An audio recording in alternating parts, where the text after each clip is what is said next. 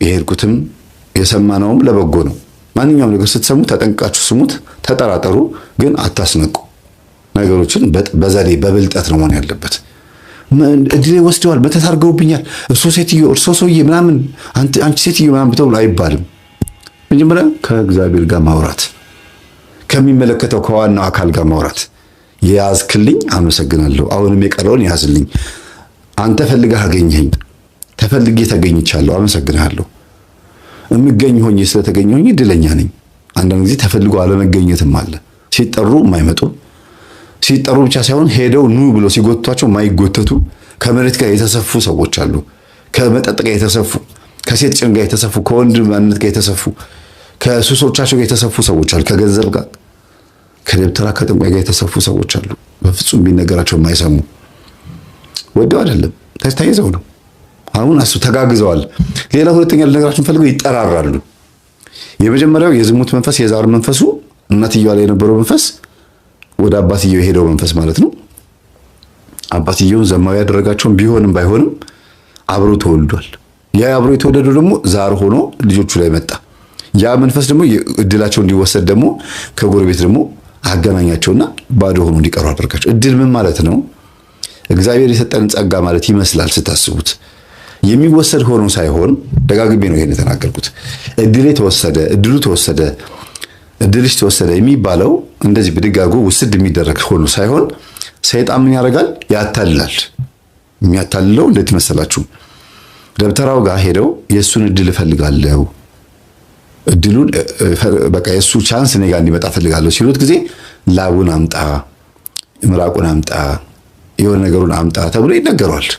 መስተፋቀርም ከሆነ ምንም ከሆነ እሺ ብሎ ሄዶ ሲያመጣ የእሱ እድል ወደ እሱ የመጣ ነው የሚመስለው። ይሄ ሰው እንደሆነ እንዲያስብ ነው፣ እንደዛ እንዳመጣ እንዲያስብ ነው። ግን ሄዶ ሲያመጣ ሰይጣን አብሮት ነው ያለው። የደብተራው መንፈስ ተልኳል አብሮ ሄዶ ሲመለስ እንደ ገቢር ነው ያ የሚያመጣው። ጸጉርም ይሁን የሚያመጣው ላብም ካራንቴራ ተቀዶ እዚህ ጋር ተቦጭቆ ሊሆን ይችላል። የጡት ማስያዣችሁ ጠፍቶ ሊሆን ይችላል። ፓንት ተቦጭቆ አይጥ የቦጭቆ ይመስል ከስር። በእርግጥ አንዳንድ ጊዜ ላብ ያለበት ቦታ ላይ አይጦች መጥተው ይበሉታል አይደለም? ለምንድን ነው ያ የተፈለገው? እንዲመስል ነው። አይጥ የበላችሁ እንዲመስል እንዳይነቃ ነው። እና ሲያመጣው እድሉን ያመጣ ነው የሚመስለው። ሰይጣንም ደግሞ ያን እንዲመስል ይፈልጋል። እና አመጣው ሲል አዎ አምጥተሃል ይለዋል። ግን የዛን ሰው እድል ለምሳሌ 20 አጋንንት ከሆኑ የዛን ሰው እድል የሚዘጉ ግማሾቹ እዛ ይቀራሉ። ለምን? እድሉ ተወሰደ ሲባል የለውማ ያ ሰው። እኔ ለምሳሌ እጄ ላይ ገንዘብ ሌባ ከወሰደብኝ እጄ ላይ ገንዘብ አይኖረኝም። እንደዛ ነው። እድሉ ከተወሰደ ያ ሰው የለውም የለኝም እድል ተወሰደብኝ ብሎ እንዲያምንም ይሄም ደግሞ ወሰድኩበት ብሎ እንዲያይ ነው። ሲያዩት ድክርት ይላል፣ ገንዘብ ያገኛል፣ አያልፍለትም። ምን ይላል?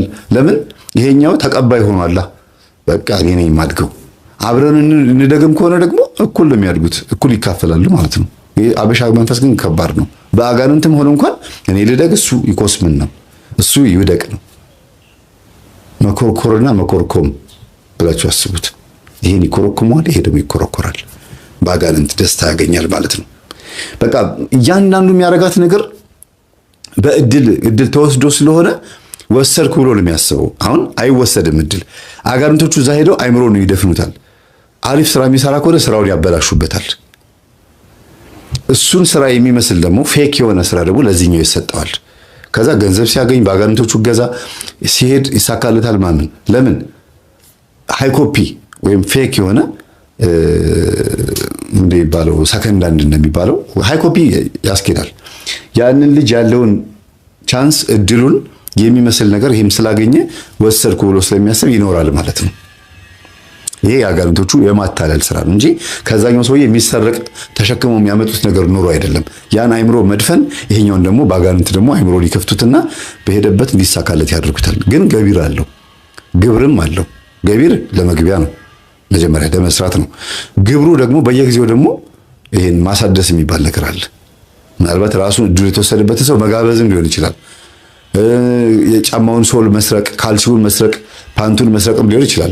ለማሳደስ በአመቱ እንደዚህ የሚያደርጓሉ። ጓደኛ መስለው መኝታ ክፍል ድረስ ገብተው የተሰጣ ልብስ የሚወስዱ፣ አንድ እግር ጫማ፣ የታጠባችሁበትን ሳሙና ይሄን ሁሉ ይወስዳሉ። ለምን? እድላችሁ የፊት ጣቢያችሁን ለመውሰድ ፈልገው ነው። ገላሽን ልጠብሽ፣ ገላህን ልጠብህ ወይ ደግሞ ካስቲን ቲሸርት ይሆናል እስቲ ይውልና እንዲያውም አንድ ጊዜ አንድ ጓደኛዬ ምን አለኝ ስለ እድል ስታወራ ነኝ በጣም በቃ ተጠራጠርኩ አለ። ጸበል ሲገባ እውነቱን አወቀ። ጓደኛው ቲሸርት አመጣለት። እስቲ ሞክረው ይሄን ቲሸርት በእናትህ እኔ ጠበበኛልና እንደማይሆነው ያውቃል። በጣም ብዙ መንገድ ካስኬደው በኋላ ላብ ከወጣው በኋላ ማለት ነው። አስቡት። ቲሸርቱን አስለበሰውና አይ የጠበበ ይመስለኛል ለማንኛውም አርገውና እስቲ ፎቶ እነሳበትና ትመልሰዋለህ፣ ችግር የለውም ሌላ ቀይርልሃለሁ፣ ቁጥርህ ስላላወቅኩት ነው ይለዋል። እሺ ብሎ ደግሞ የዋህ ነው። አብረው ሄዱ። ላብ እንዳላበው ነበር ካነት ግን አልቦኛ ሲል ችግር የለውም ምን መልሰው ልብስ ነው አለው። ለበሰ ከነ ላቡ አምጥቶ ለደብተራው እንካ ብሎ ሰጠው። ሙሉ በሙሉ ነው የተዘረፈው። ሙሉ በሙሉ ሞልድ የሚሰራ ሰው ነው። የሻማና የምናምን የጂፕሰም ምናምን ሞልዶች የሚሰራ ሰው ነው። ሞልድ ታውቃላችሁ? ቅርጽ ማውጫ ሙሉ በሙሉ ተወሰደበት ማለት ይሄ ሰው በቃ ብቻውን ዜሮ ቀራ። ዜሮ አንዳንዴ እንካፈል የሚባል ነገር ማለት ለነገሩ ሰይጣን እንዴት አድርጎ ይካፈለው እና በዚህ ልክ ሰው እድሉ ይወሰዳልና ተወሰደ ሲባል አማርኛው አፋችን ላይ ወሰደ የሚለው ነገር ነው እንጂ ያለው ተደፍኖበት ተከፈተ ነው። እዚህ ጋር ይደፈናል፣ እዚህ ጋር ይከፈታል ማለት ነው። አጋንንቶቹ ያዩዋል፣ መጀመሪያ ይኮርጃሉ። ቻይና ለምሳሌ ትኮርጃለች አይደል? አንዳንድ እቃዎችን ታይታይና ከዛ በኋላ ሄዳ በራሷ ለህዝቡ ለአፍሪካ ህዝብ በሚመጥን ለአውሮፓ በሚመጥን ሃይ ኮፒ ትሰራለች። ለምሳሌ ይሄ ሃይ ኮፒ ቢሆን ይሄ ስልክ ቻይና ነች፣ ከቻይና ውጪ ሌላ ሊሰራ አይችልም ብላችሁ ነው የምታስቡት። አጋንንትም እንደዛ ናቸው። ያያሉ ልጁ እንዴት እንደሚገባ እንደሚወጣ ምን እንደሚያገኝ ትርፉ መኪና የያዘው ነገር ያያሉ። ይሄንን ነው ራሱ የምፈልገው ካለ ይመጡና ያንን ያስረክባሉ ማለት ነው። ያንን ሰውዬ ደግሞ ይዘጋጉበታል። መኪናው እንዲበላሽ፣ ክስ እንዲበዛበት፣ ከሚስቱ እንዲጣላ፣ እንዲናደድ፣ እንዲበሳጭ፣ ቀስ በቀስ ትዳሩ እንዲበነምን እየተደረገ ይሄዳል ማለት ነው። ይሄ ነው እድል እንጂ እንደዚህ የሚዘዋወር ነገር ኖሮ አይደለም ማለት ነው። ስለዚህ ምንድነው የምታደርጉት? እድል መልስ አትሉትም። ጸበል ስትጠመቁ፣ ሱባኤ ስትገቡ፣ ስትሰግዱ ምንድነው ማድረግ ያለባችሁ? መንፈሱን እድል መልስ አትሉትም። አይመልስማ፣ ከየት አባቱ ይመልሳል? ታሰር ነው የሚባለው። ለምን እድላችሁን አስወሰደ በሚለው ሐሳቡ ሳይሆን መረዳት ያለባችሁ እድሌን ዘጋብኝ። በእያንዳንዱ መግቢያ መውጫ ቀዳዳዎች ውስጥ ደንበኞቼን በሙሉ አስቀየመብኝ። አጠቃላይ በህይወቴ ላይ ይሄ መንፈስ መጥቶ አይነ ጥላ ወይም ደግሞ የቢዝነስ ጥላ ሆኖብኛል። ስለዚህ ይሄ መንፈስ ማሰር አለብኝ ብላችሁ ማሰር፣ ታሰር፣ እድሌን መተህ የዘጋህብኝ ታሰር፣ ከመንገድ ዞር በል ብላችሁ መንፈሱን ማሰር ማስወገድ ነው። ወይም ደግሞ ስትጠመቁ ደግሞ ይሄንን ነገር እያሰባችሁ መጠመቅ ነው። ከእግዚአብሔር ጋር ስታወሩ ደግሞ እግዚአብሔር ሆይ እድሌ ተወስዶብኛል ወይም ደግሞ የኔ እድል ተዘግቶብኛል፣ ተወስዶብኛል ሳይሆን ተዘግቶብኛል እና እባክህን የዘጋብኝ መንፈስ ያዝልኝና በረከት ይመልስልኝ። አስራት አወጣለሁ፣ ቃል መግባት አለባችሁ። አስራት በኩራት አወጣለሁ፣ መባ ሰጣለሁ፣ ስለቴን እንደዚህ አስገባለሁ ብላችሁ መሳል አለባችሁ። ሱባኤ መግባት አለባችሁ። ከዛ እግዚአብሔር ያንን መንፈስ ይይዘዋል እንጂ ሰይጣን እድል አይሰጣችሁም።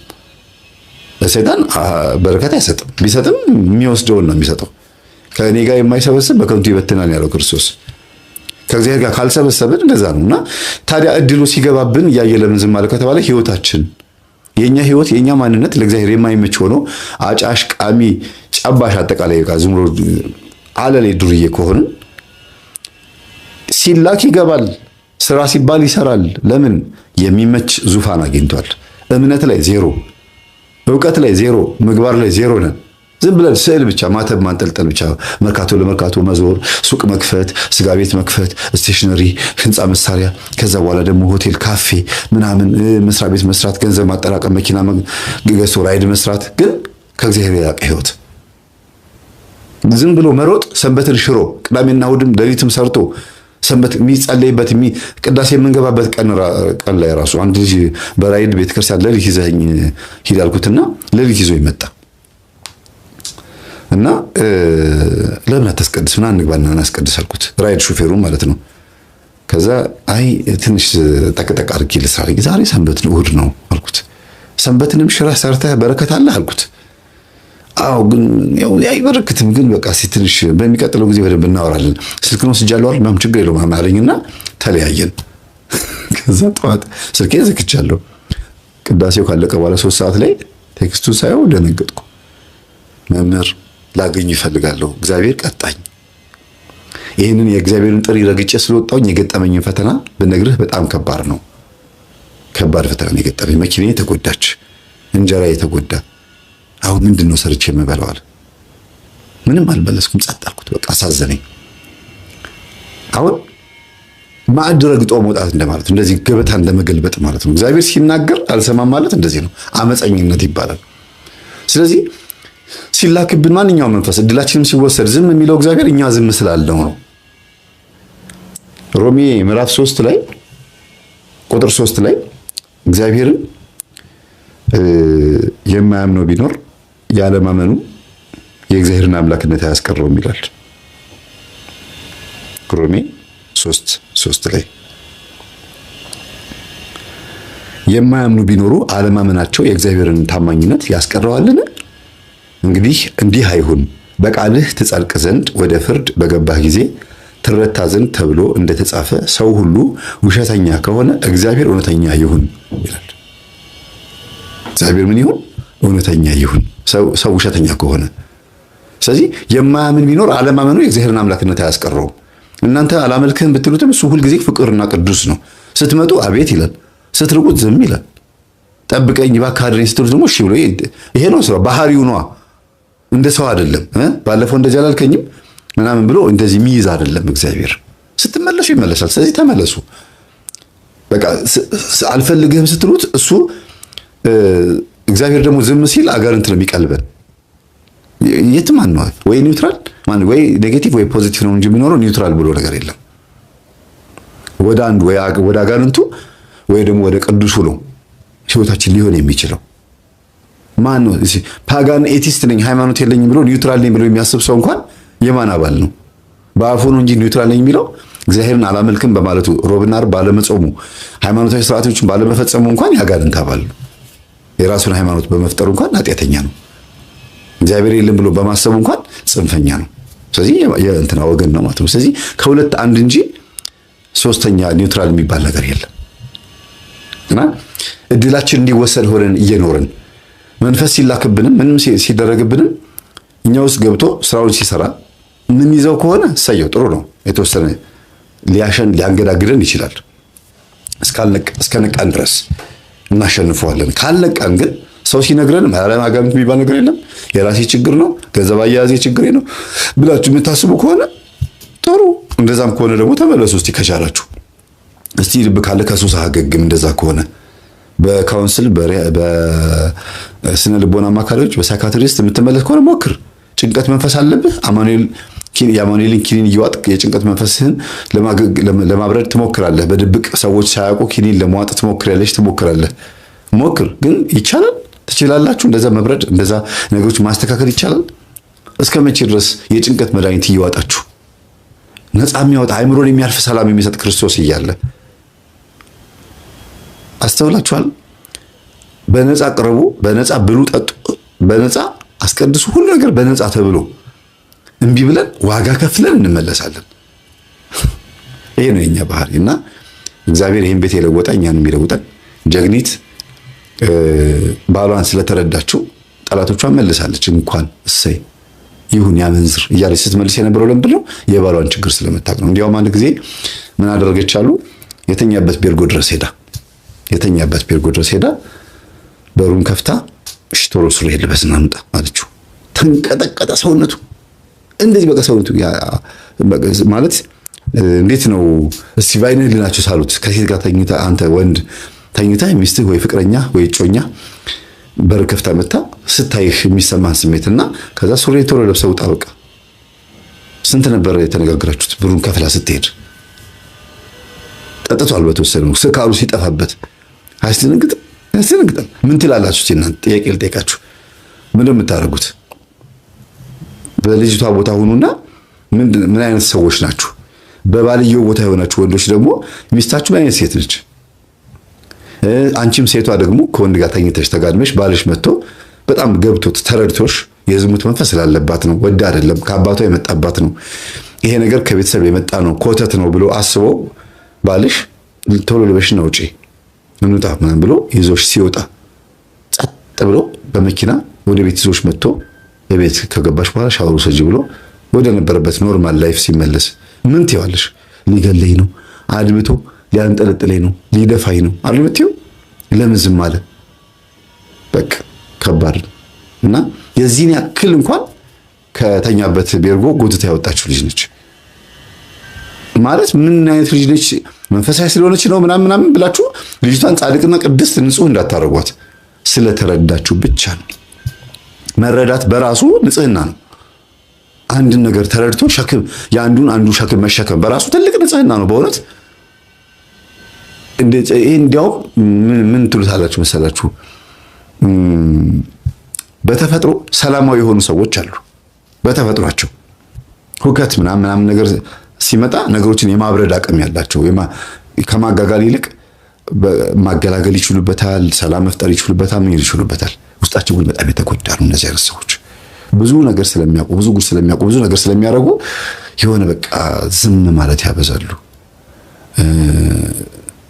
ነገሮችን የሚያበርዱትም ምናልባት በዓለማዊ ህይወታቸው ውስጥ ሆነው ነገሮች እንደዚህ ሰው እንዳይሰማ የሚፈልጉትም ውርደትን ጠልተው ሊሆን ስለሚችል ከምዋረድ ብለው ወይም ደግሞ ሰው እንዳይሰማ ምን ብለው እያሉ የሚቀመጡ ስለሆኑ በጣም እድሜያቸው እያጠረ እየተጎዱ ጨጓራቸው እየተቃጠለ ቆሽታቸው እያረረ ነው የሚመጣውና የበሽታ አይነቶች የሚገኙት እንደውም እንደዚህ አይነት ሰዎች ላይ ነው። ያሳዝኑኛል። ቻዮች፣ ትዕግስተኞች እድሜ የላቸውም ይባላል። እግዚአብሔር ቶሎ የሚወስዳቸው ለዚህ ነው ይባላል አንዳንዴ። በእርግጥ ሁሉም አይደለም። እድሜ እንዲኖራችሁ ደግሞ ቻይ አትሁኑ ማለት አይደለም። ግን የእውነት ስትኖሩ እግዚአብሔር በእናንተ ውስጥ ይከብራል።